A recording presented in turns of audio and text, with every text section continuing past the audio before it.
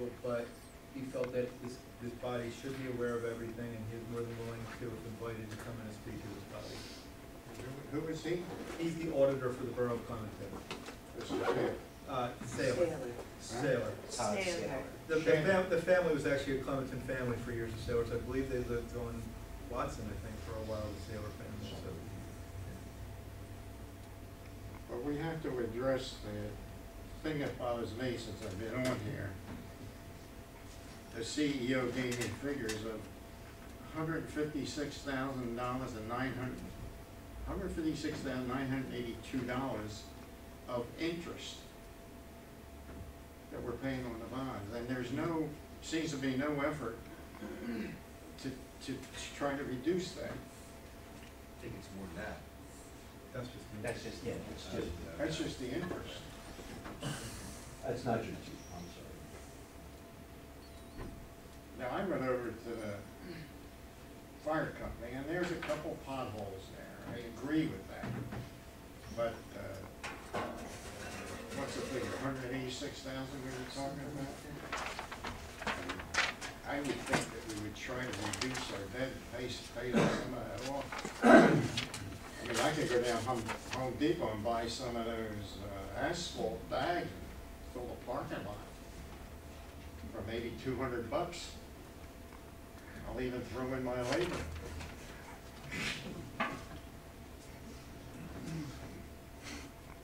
Am I getting through? You can help me door to door delivering the notes to the seniors too. And I know we need to move on. We have a lot to do. On the fire hall parking, I on the board, I did want to bring up another issue for the reason for paving. It isn't just the potholes and that thing. The slope of the parking lot currently runs directly into the building. When we just had the renovation of the building, one of the issues that we found was because of that, there were issues with the foundation and moisture there, the condition of the walls. That's why the planters in front of the building were removed, because they were retaining water and the area was paved there. But there's still quite a bit of water flow that goes towards that building that's creating long-term structural issues with that building. Part of the repaving project isn't just putting a new coat on. That's why it's more costly. It's digging up the underbase, setting down new slopage so that the water actually runs away from the building with proper drainage to pull everything away, so that it makes sure that we have that building for years to come and protects our investment into it. No, I understand that, but I also understand nobody's using that. Well, I also had, and Tom Weaver and I and Tom Williams have discussed, and I believe it was Janae had sent information out to us on it. I know the three of us have discussed, and we'd like to discuss it further with the governing body, is looking at using that building now to make it available to both residents and non-residents of the municipality to use for events. Several towns do it already. I've spoken to George about looking into the legalities of it, and I also spoke to the GIF. The GIF said it's done in many towns. Typically what they do is they require that anybody using it buy insurance to protect it, and they do offer insurance that can be done with that.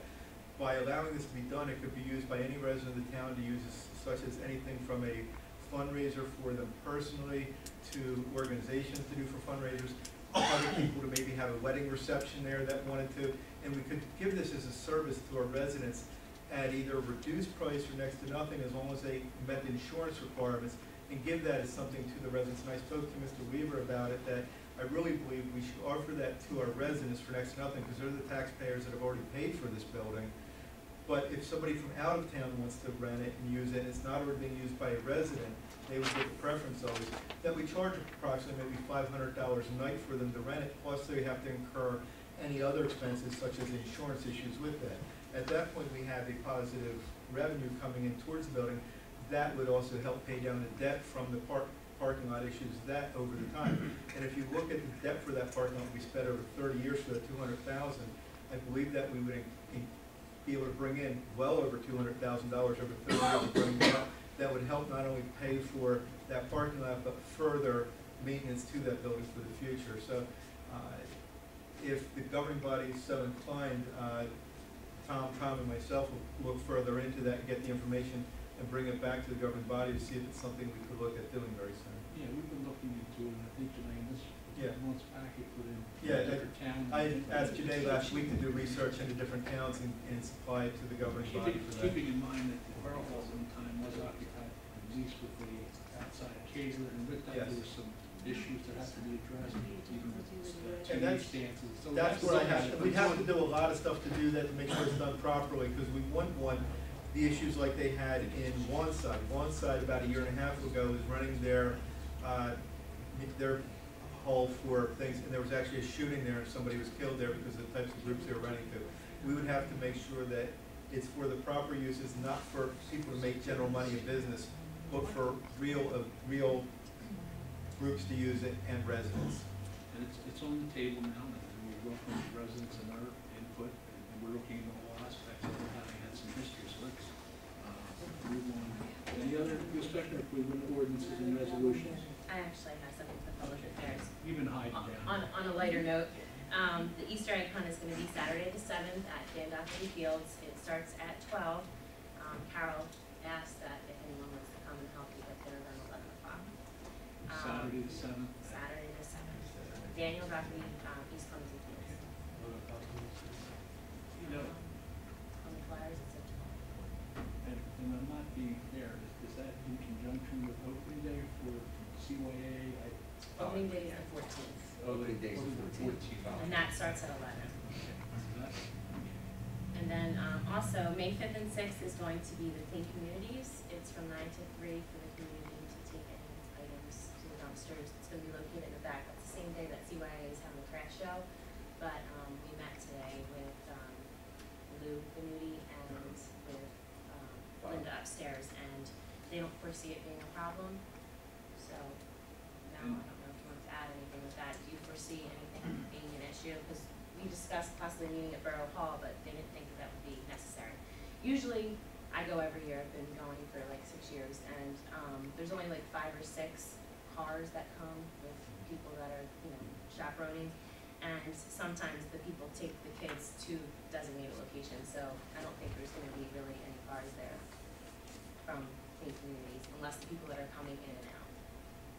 Yeah, and I spoke to Christine and John at the CYAA, and they have instructed all their vendors to unload their crafts, and they're gonna have them park up in the library parking lot or up in the educational services parking lot, and they can use the back stairway to get down, to keep that area open for our Clean Communities weekend and for our residents. They do have a gate to part of their parking lot, but we do have a legal agreement with them to allow us to use their parking lot. So we may want to make them aware that we may be using it, that if they could open up any further area to allow us to be there, would be helpful. Yes, sir. Okay, that said, we're going to jump into ordinances and resolutions. Second reading, public hearing, ordinance 2012-07, amending and supplementing chapter 266 of the Code of the Borough of Clementon entitled Sewer, and chapter 290 of the Code of the Borough of Clementon entitled Water. Do you have any public comment on this ordinance? I'm sorry, you said 2012-7, is that correct? Yes. Yes. And this is the schedule? Yes. I can't see that. It's a copy of the ordinance. It's, a copy. yeah, it's, you increase the annual sewer service charge to $220. That's an annual charge. Well, it does say annual. Yes. And would you remind me what what is the charge now? I forget. I think it's 180. I think it's 180. Veterans, 188. veterans get a little break. No, it's actually, Okay, it's that's all. it's Thank 200 you. and 2. My question on this, it says, Section 1, Chapter 226, subsection 11A, service charge for the sewer is $220. And then Section 2, it says 184, Section 3 is down to 220. Why is it? Then down the bottom it says 226. And it's different sections of the code deal with some residential or commercial. There's also senior rates in Some there. are senior rates. So when I prepare the ordinance, I referred to the specific section of the existing ordinance where we're increasing the rate. Oh, so these are three different, Three different things, yeah. what am I gonna pay? $220 as a resident? George, you live? Well, I would imagine so, unless you get a senior citizen discount. Yeah, I do get a senior citizen. Okay, Any other comments from the public regarding ordinance 2012-07? That said, can we entertain a motion? I'd like to close the meeting to the public on this ordinance. We have a motion for ordinance 2012-07. Motion. second. Roll call. Councilman Armbruster. Yes. Councilman Avellino. Yes. Councilwoman Closs. Yes. Councilman Weaver. Yes. Councilman Williams. Yes. Councilwoman Wilson. Yes. Resolution R12-74, approving payment of $925.35 for Channel 19 shared service participation. Do we have a motion to approve this resolution? Motion. Second. Roll call. Councilman Armbruster. Yes. Councilman Avellino. Yes. Councilwoman Closs. Yes. Councilman Weaver. Yes. Councilman Williams. Yes. Councilwoman Wilson. Yes. Resolution R12-75, designating the Central Record as an official newspaper of Clementon Borough, formerly known as the Record Breeze. Do we have a motion to pass this resolution? Motion. Second. Roll call. Councilman Armbruster. Yes. Councilman Avellino. Yes. Councilwoman Closs. Yes. Councilman Weaver. Yes. Councilman Williams. Yes. Councilwoman Wilson. Yes. Do we have any unfinished business that we need to address at tonight's meeting? We just need to add that resolution on the bottom for You told me that it hit. I'm sorry, we have another resolution. We have resolution R12-76, which authorized mayor and municipal clerk to execute agreement with Sayhan Transit Project, SCUCS, for senior transportation services for year 2012. Do we have a motion? I make a motion to approve that with, that we do our best to do a public education on the $2 fee. Second. Second. Roll call. Councilman Armbruster. Yes. Councilman Avellino. Yes. Councilwoman Closs. Yes. Councilman Weaver. Yes. Councilman Williams. Yes. Councilwoman Wilson. Yes. Now we'll go into any unfinished business. Does anybody have any unfinished business they want to bring up or discuss? Now, I have several items. I don't know whether it's unfinished or new business or other matters, but. You can go. You go first. Okay. I had asked Janae to distribute to all members of council a copy of a proposed stormwater drainage easement to the borough with regard to property that's on Park Boulevard. The old post office. Yeah, the entity that's purchasing, that purchased the park also purchased block 123, lot 10. We have a pipe that runs from Park Avenue across that property into the north branch of the Big Timber Creek. This issue came up several years ago, and I reviewed the easement. I think council at the time was going to act favorably, but for some reason the sale never took place, so the need for the easement was never addressed. Now that the property is being acquired by this new entity, they would like to give the borough an easement, so the borough will have the right to go on the property when necessary to maintain the pipe. It's to our benefit to have this easement, because it's our pipe and we have to maintain it, keep it in a good state of repair, etc. I have a map here, and I highlighted in yellow the area of the easement across the property. The owner is giving the easement to the borough without cost. There is a stormwater drainage easement. I think a copy of that was circulated to everyone. I reviewed this previously and negotiated some changes with the attorney for the property owner. Those changes were incorporated in the agreement. So I'm satisfied that the easement is sufficient to protect the borough and give us all of the rights that we need to gain access to the property at any point in the future to service, maintain, and repair our pipe. So what we need is a motion to authorize the mayor and clerk to execute the stormwater drainage easement. Right. Two questions of the public works director before we do that. Mel, that pipe isn't vacated, it's currently in use, That's correct. okay, and is there any work that would need to be done to it before they do this parking lot that we, because I hate for them to do this work and then 5 years from now, we gotta dig up their parking lot, pay to have it redone. There's no problem there now, but we haven't gotten into the pipe or camera it or anything like that, so I don't know if that's something, yes, we might wanna do, which we can Is it worth reach out to looking at? Pine, well, we can reach out to Pine Hill and have them bring their camera down and camera it, Yeah, so we I don't have to just pay think it would anybody. be prudent for us to look at any improvements that we need to do before they do the work, so we're not paying to dig something up and replace it. I would recommend that, Mel, because in our planning and zoning discussions, there is kind of a 45, and that's not a straight Mhm. line. and Right. It may be in need, so that makes sense in Mark's case, maybe real planning might go a long way on that. Thanks. Any questions?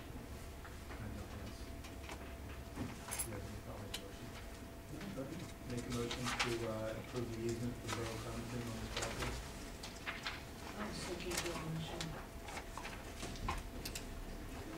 Roll call? Councilman Armbruster? Yes. Councilman Avellino? Yes. Councilwoman Closs? Councilman Weaver? Yes. Councilman Williams? Yes. Councilwoman Wilson? Yes. Next is, council is aware, Clementon Lake Park filed a tax appeal for the 2011 tax year.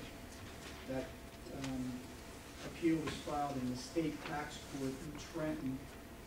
It's still pending. We don't have our next conference date in the case is not until December of this year. A week or two ago, we had a meeting here at the Borough Hall with myself, the mayor, Tom Weaver, Janae, Chick Warrington, and the individual from the appraisal company who did the reevaluation, and his name escapes. It's Tom, I can't think of Tom's last name. In any event, we sat down, we looked over some of the discovery that I've received so far from the park with regard to the tax appeal. Obviously, this is, I think, the largest tax base in the municipality. It's a very serious matter to the town. I recommended at the meeting that we need to retain a real estate appraiser who can appraise the property for the borough. The park will have the property appraised by its own appraiser. These appraisal reports will have to be submitted to the tax court prior to the conference in December for use at trial, assuming the matter goes to trial. We decided at the meeting that rather than going out and ordering a full-blown appraisal that can be very, very expensive, that we would see if we could get an appraiser who would do just a preliminary evaluation of the park, look at the discovery documents, income tax returns, do a site inspection, and give us an idea of the value of the park. And then, once we have that indication, we can decide whether or not we want to go forward with a full-blown report, or whether we want to sit down with the park and try to negotiate some sort of equitable adjustment for the tax assessment. We discussed retaining Lee L. Ram at the meeting. Lee was recommended by Tom. I've used Lee as an expert in several tax court matters over the year. He is licensed. He's a very well-known and respected appraiser. He does have an MAI, which is the highest certification for real estate appraisers. We reached out to him and asked if he would give us an idea of what it would cost to do the preliminary report. He sent a letter to me dated March 21st, 2012, and I think everybody in council received a copy of the letter. Everyone did? So for your consideration tonight is whether you want to authorize a contract with Mr. Ram to do this assessment of the park property. He suggests an hourly rate of $275. I think it would be prudent to do so, just to make sure that we're getting proper advice in this condition. What was that? $275 Per hour. Per hour. Oh, an hour. Well, the cost would be extensive if it ends up going to court and get back and forth, so our hopes are that you're saying. Prior to that. Yeah, it's not unusual in these types of tax matters to get an appraiser to give a preliminary analysis rather than doing something in-depth. An in-depth appraisal can run anywhere from $10,000 to $25,000. Obviously, this will not cost that much. This probably is going to run somewhere between $3,000 to $5,000, depending on the number of hours. I've already given him a considerable number of documents that he reviewed in order to give us this assessment. He's going to have to do a site inspection. He's going to have to get additional documentation to review. So I'm figuring it's going to be somewhere in the $3,000 to $5,000 range. But once you get this type of analysis from the expert that you're going to use, you can then determine, based on the value that the plaintiff places on the property, whether there's some ground to sit down and work out an equitable resolution, or whether you're going to have to retain the expert to do a full-blown appraisal that can be used at the time the case goes to trial. So we're hoping that with the information we'll get in this report, it'll lead more to a settlement rather than to a tax trial. What prompted this? Is the park trying to get a reduction in their taxes? Is that it? Actually, the previous owner originally. It was originally filed by the previous owner. Oh, I see. Now it's being continued by the new owners. The new owners retained the same attorney who filed it for the previous owners, but it's still going to continue in the tax court. Do we know how much the park pays? I think they pay in the range of, in taxes for the park ground, I think somewhere in the range of $225,000 to $275,000 annually is a tax bill. Is that correct, Joanne? I'd have to double check. But it's somewhere in that range? Yeah. In addition But to that, the tax appeal doesn't deal with taxes, it deals with market value. Just so you understand, when you deal with these cases in tax court, the tax court's not looking at how much dollars they pay in taxes, it's just concerned with market value. Once market value is determined, then assessed value is determined, and then you take the assessed value times whatever your rate is, and whatever the number is, the number is. and I'll also admit that in town, Huh? Chick is the tax assessor, that's the Yeah. assessor. But they are the biggest tax. And it's complicated for him because amusement parks, everything is an improvement and stuff, so there's a lot of merit to getting a professional in there that's familiar and Yeah. qualified for this.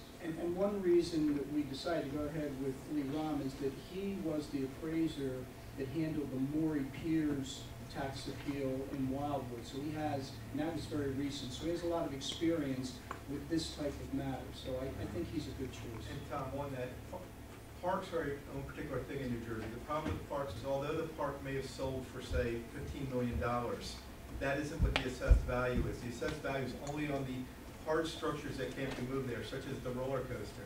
The only thing we can actually tax on is the concrete piers that the roller coaster rests on. The rest of the structure, if they can unbolt it and move it under New Jersey law, is personal property, and they don't pay any taxes on that. Oh, is that right? Yes, so that's, you need somebody that has that kind of special knowledge of it, and he has experience with, apparently with parks and that type of thing. The only question I would have for anybody on the board, because I don't know, it wasn't part of the budget, did we anticipate in the proposed budget, the possible loss of revenue from this? I'm pretty sure that we did. Janae will have those figures for us. So it was anticipated, so if we were possibly to win this tax deal or negotiate a better deal, that could bring more money into our budget. What I was told, and honestly, I'm thinking, I was told they anticipated worst case scenario. This is something George and I anticipated, we gotta get rolling with this, right? This really isn't something that we want. Yeah, December sounds a long way away, but once we get this preliminary report, then if we want to sit down and try to negotiate something, if it doesn't work out, the appraiser's going to need probably 2 or 3 months typically to do a full-blown report. So it's not something we want to drag our feet with, yes. I would hope that in negotiations, we could also stress the point with the park ownership. When we met with them before they took ownership of the park, they stated up and down they wanted to be good neighbors, sit down and be part of the community. I wonder if they know by doing this tax appeal, it could lead to the laying off, or not, the non-filling of one position of the police department that helps support them with the traffic they bring into town. well, since they came in, they've attempted to be good things. We've had some issues with them regarding zoning planning and site plans, and they made that purchase with the absolute consensus and thoughts that they had to open their new wave park prior to this year. Had we required them for what could have been a site plan, it would cost the time. We've already been good with them. We've been good to them, and I think in addition and beyond that, I think the borough got involved in some kind of agreement that allowed them to get the dam done. So Yes. it has been, and we hope it to be a friendly back and forth. That's why I'm hoping we can handle this without having to go to court and not have to spend considerable sum of money for expenses, but we gotta get it right. Is there any other new business? Well, does council want to act on this tonight to authorize us to enter into the agreement with Mr. Ram, or? I'll make a motion that we enter into an agreement with the Lee L. Brommer, Inc., to assist the borough in tax appeal for Clementon Lake Park versus Borough for the rate of $275 As I set forth in his letter addressed to me dated March 21st, 2012. as George said. Do we need to talk CFO regarding who is spending money or going out? I knew we Well- talked about it. I don't know, when they asked about in the budget, when they figured out the worst case scenario in not having tax revenues. I don't know if there's monies for. Well, if you're not certain that there's money available to pay this, then table it and we'll address it in another meeting. Just so you know, there should be money that could be spent under the ordinance that paid for the reassessment of the town. We did put money in that when it was done to not only pay for tax appeals for the company that did it, but for also other litigation that would result from the, Well, this would come. this would come under that, Certainly would come which under would be a professional service related to the, because this is based on the reassessment, the new property tax values. So I think this should be able to come out of that without going out of I mean, operating. the governing body can vote on this, but I don't see this. I'll I'd rather look into this, a little, talk to the CFO prior to approval. How about I amend the motion to, upon proper review and certification, approval of CFO available funds? We do that, or we can wait until the next meeting, let somebody talk to the Let's wait CFO till the and next meeting. just withdraw the motion and we'll wait. But you can either accept that motion with a second, or we can. Or if nobody accepts it, it's not, I think we need to do it. Right, Probably talk to the CFO. And just to make a second and motion. I'll follow up on that. Okay, so there's no second to his motion. We have a motion to table that discussion until we meet with the CFO and get more information. I'll make a motion to table that. Second. Oh, second. Roll call. Councilman Armbruster. Yes. Councilman Avellino. Yes. Councilwoman Doreen Closs. Yes. Councilman Weaver. Yes. Councilman Williams. Yes. Councilwoman Wilson. Yes. But I have one other thing. At the last meeting, Stephen Dilks and his